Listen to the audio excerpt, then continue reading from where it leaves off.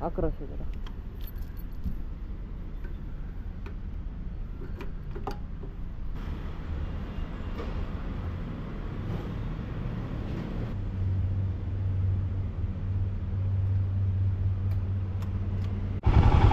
तर आता आपण हे ट्रिप मीटर 0 करतोय.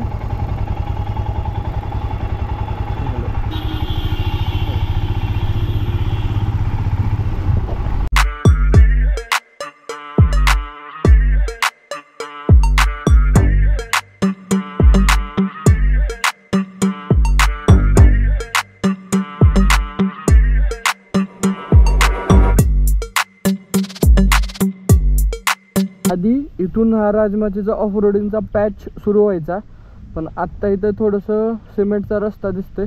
कुठपर्यंत आहे तो बघावा लागेल आपल्याला.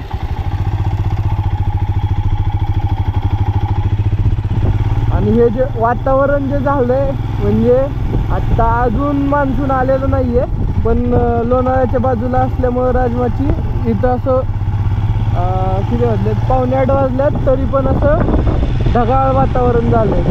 ऊन पडल का पाऊस येईल माहित नाही, बघू. चला लक्ष्मी.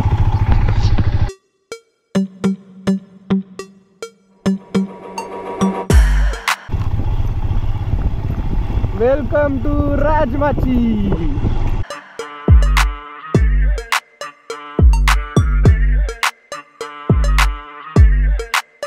माईक नाहीये, त्याच्यामुळे थोडासा आवाज गाडीचा ह्याचा त्याचा सगळा मिक्स येईल. आता चालू झाले. मला वाटलं यांनी सिमेंटीकरण केलं काय की इकडं, पण राजमाची त्यासाठीच तर फेमस आहे, ऑफ रोडिंग आणि 2 किल्ले तिथले. तर मनोरंजन आणि श्रीवर्धन असे 2 किल्ले आपल्याला तिथं पाहायला मिळतात, जे आपण आधीच पाहिलंय. आज फक्त आपण ऑफ रोडिंग करून माघारी जाणार आहे, म्हणजे खास ऑफ रोडिंगसाठी आल्यासारखं आहे आज.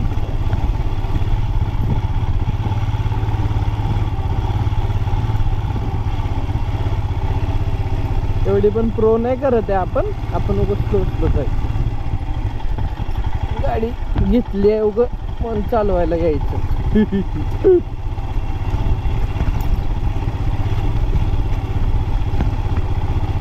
तर याच्यासोबतच आज आपण गाडीचा, म्हणजे आता गाडीला जवळपास 1.25 वर्ष झालं घेऊन, तर 1.25 वर्षाचा रिव्ह्यू, त्यापेक्षा आपण एक सरळ 1 वर्षाचा रिव्ह्यू, ओनरशिप रिव्ह्यू देऊया या गाडीचा. आपण इथं जर मीटरवर दिसत असेल तर ओडोमीटरवरचं रीडिंग आपण बघू शकतोय. 21,276 असं झालंय.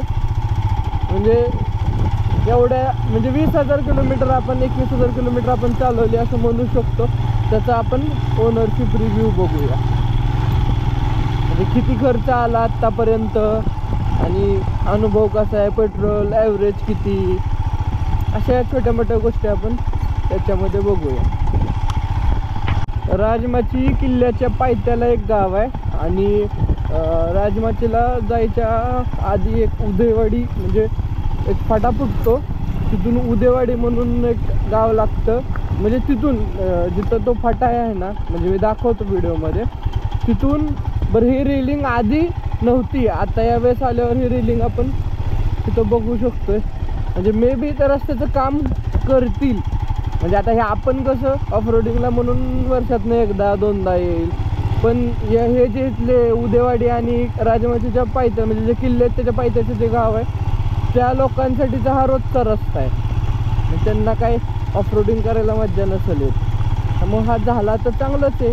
ऑफ रोडिंग काय दुसरीकडे पण आपण बघू शकतो, किंवा एक आता दुसरा स्पॉट पण होऊ शकतो असेलच. असे लावले इकडं साईडला, म्हणजे त्याला रेलिंग नाही म्हणत खरं तर, याला काहीतरी वेगळं नाव आहे. रस्त्याच्या साईडला लावले जाते, क्रॅश बॅरियर का काहीतरी असं काहीतरी म्हणतात त्याला. आय डोंट नो, आठवलं तर सांगेल, नाही तर मग व्हिडिओमध्ये टाकेल. रेलिंग नाही म्हणत, पण याला रेलिंग नसते अशी. वाव.